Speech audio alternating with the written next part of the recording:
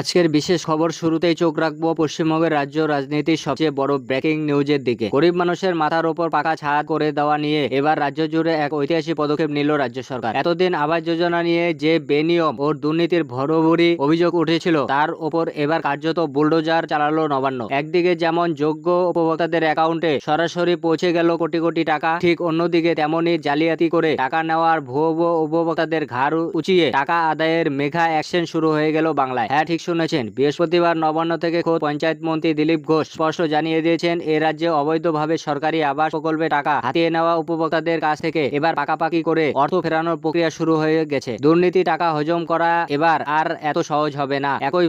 একই সময়ে সাধারণ ও যোগ্য মানুষদের জন্য বিরাট সুখবর শুনিয়েছেন পঞ্চায়েত মন্ত্রী। তিনি ঘোষণা করেছেন রাজ্যে আরো 18,66,000 যোগ্য উপভোক্তার ব্যাংক অ্যাকাউন্টে বাড়ি নির্মাণের জন্য প্রথম কিস্তির 60,000 টাকা সরাসরি পাঠিয়ে দেওয়া হয়েছে। রাজ্যের সরকারের দাবি, এতদিন আবাস প্রকল্পে সব মিলিয়ে মোট প্রায় 6,000 কোটি টাকা বিতরণ করা হয়েছে। তবে শুধু এতটুকুই নয়, পঞ্চায়েত মন্ত্রী দিলীপ ঘোষ আরো একটি চাঞ্চল্যকর তথ্য সামনে এনেছেন। তিনি জানান এসআইআর তালিকা থেকে তদন্তের পর যাদের নাম বাদ দেওয়া হয়েছিল তাদের মধ্যে প্রায় 57,000 মানুষের নিয়মের তোয়াক্কা না করেই আবাস যোজনার অর্থ তুলে দিয়েছেন পূর্ববর্তী সরকার। সরকারিভাবে সাফ জানিয়ে দেওয়া হয়েছে এই 57,000 জন কোনোভাবেই এই প্রকল্পের সুবিধা যোগ্য নন, আর তাই তাদের ক্ষেত্রেও করা আইন ও প্রশাসনিক পদক্ষেপ 12 নেওয়া লাখ শুরু লোক হয়েছে।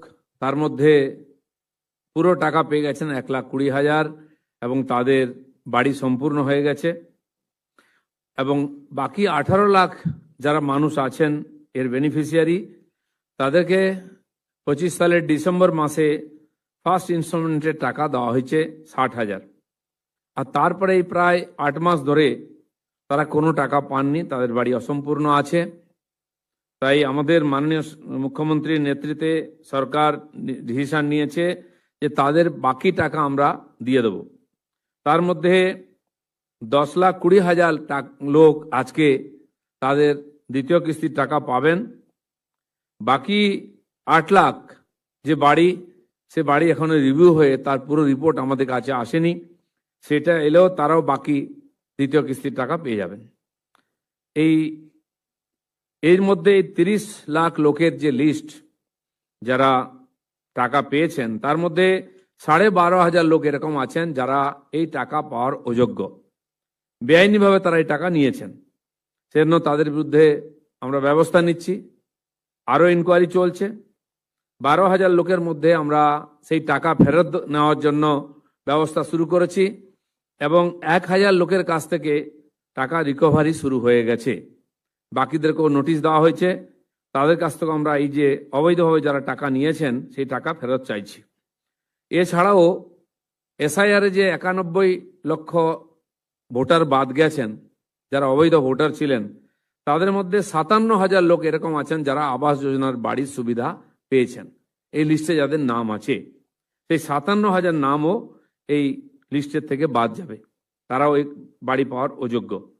তাই আজকের যে এই ছোট্ট অনুষ্ঠান, মাননীয় মুখ্যমন্ত্রী ডিসিশন নিয়েছেন যে যাদেরকে গত সরকার এই লিস্টের মধ্যে নিয়ে এসছে এবং বাংলার বাড়ির নামে সেই তাদেরকে প্রথম দ্বিতীয় কিস্তির টাকা দিয়েছে এবং প্রথম কিস্তি পাওয়ার পরে বাকি আছে, বাকি টাকা আমাদের বর্তমান সরকার দেবে, গরিব মানুষকে বঞ্চিত করবে না। তাই আজকে আমরা তার হাত দিয়েই এই টাকা পাঠাবো এখানে। এবং বর্তমান যে প্রজেক্ট বাংলার বাড়ি, তার নাম পরিবর্তন করে পশ্চিমবঙ্গ আবাস এই নাম রাখা হচ্ছে। আজ থেকে এই নামে এই প্রজেক্ট চলবে। আজকে কিছু বেনিফিশিয়ারিকে এখানে ডাকা হয়েছে, তাদের হাতে মাননীয় মুখ্যমন্ত্রী চেক তুলে দেবেন এবং যেই পদ্ধতিতে এতদিন তারা সুবিধা পেয়ে এসছেন, বাকি সমস্ত এই 10,20,000 মানুষ আর আজকেই অনলাইনে তাদের টাকা ব্যাংকে পেয়ে যাবে। নবান্নের এই হাই ভোল্টেজ বৈঠকে পরবর্তী সরকারের আমলে দুর্নীতি নিয়ে তীব্র আক্রমণ শানিয়েছেন মুখ্যমন্ত্রী শুভেন্দু অধিকারী। তিনি স্পষ্ট অভিযোগ করেছেন বিগত সরকারের আমলে আবাস যোজনার নাম করে সাধারণ মানুষের চোখে ধুলো দেওয়া হয়েছে এবং ব্যাপক অনিয়ম করা হয়েছে। মুখ্যমন্ত্রী পরিসংখ্যান তুলে ধরে বলেন, 2014 সালের আগে কেন্দ্রের কাছ থেকে রাজ্য আবাস প্রকল্পের জন্য 4,664 কোটি টাকা পেয়েছিল, আর 2014 থেকে 2022 সালের মধ্যে কেন্দ্রীয় সরকারের এই রাজ্যে প্রায় 40 লক্ষ বাড়ি নির্মাণের জন্য রেকর্ড 30,000 কোটি টাকা বরাদ্দ করা হয়েছিল। বিপুল পরিমাণ টাকা পাওয়ার পরেও রাজনৈতিক ফায়দা তুলতে এতদিন ধরে রাজ্যে তথাকথিত কেন্দ্রীয় বঞ্চনার ভুয়া তুলে সাধারণ মানুষকে বিভ্রান্ত করা হয়েছিল বলে তিনি দাবি করেন। এখানেই শেষ নয়, বর্তমান বাজারে বাড়ি তৈরি খরচ নিয়ে বাস্তবসম্মত কথা বলেছেন মুখ্যমন্ত্রী। তিনি অকপটে স্বীকার করেছেন যে বর্তমান নির্মাণ ব্যয় নিরিখে সরকারের দেওয়া 1,20,000 টাকা দিয়ে একটা সম্পূর্ণ পাকা বাড়ি তৈরি করা অত্যন্ত কঠিন। সেই কারণে বাড়ি সম্পূর্ণ করার জন্য উপভোক্তাদেরও নিজেদের তরফ থেকে কিছুটা অংশ ব্যয় করতে হবে। তবে সাধারণ মানুষের বোঝা হালকা করতে আরো একটি বড় ঘোষণা করেছেন তিনি। বাড়ির নির্মাণ সম্পূর্ণ হয়ে যাওয়ার পর স্বচ্ছ ভারত মিশন প্রকল্পের আওতায় শৌচাগার বা টয়লেট নির্মাণের জন্য উপভোক্তারা অতিরিক্ত আরো 12,000 টাকা আর্থিক সহায়তা পাবেন। অর্থাৎ পাকা বাড়ির সাথে শৌচাগারও নিশ্চিত করছে সরকার। এদিনের সাংবাদিক বৈঠক থেকে মুখ্যমন্ত্রী আরো দুটি অত্যন্ত গুরুত্বপূর্ণ সিদ্ধান্ত নিয়েছেন। প্রথমত, রাজ্য সরকার এই আবাস প্রকল্পের নাম পরিবর্তন করে এখন থেকে রাখা হয়েছে পশ্চিমবঙ্গ আবাস যোজনা। দ্বিতীয়, যারা এখনো এই তালিকায় নাম তুলেননি তাদের হতাশ হওয়ার কিছু নেই, কারণ আগামী দুর্গাপুজো মিটলেই রাজ্যে আরো এক দফার নতুন উপভোক্তা তালিকা প্রকাশ করা হবে বলে তিনি আশ্বাস দিয়েছেন। সব মিলিয়ে 6,000 কোটি টাকা বিরাট প্যাকেজ সরাসরি গরিব মানুষের ব্যাংক অ্যাকাউন্টে পাঠিয়ে এবং দুর্নীতিবাজদের বুক কাঁপিয়ে টাকা ফেরত নেওয়ার নোটিশ দিয়ে নবান্নে বুঝিয়ে দিল বাংলার এখন আর জালিয়াতি চলবে না। এবার দেখার এই বিপুল কর্মযজ্ঞে পর বাংলার গ্রামীণ এলাকায় রূপ কতটা বদলায়।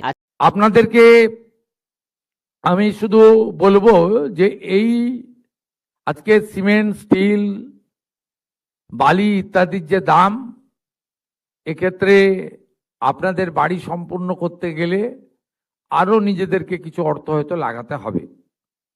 কিন্তু আমাদের মাননীয় প্রধানমন্ত্রী একটা সুযোগ করে দিয়েছেন, বিকশিত ভারত জি রামজি।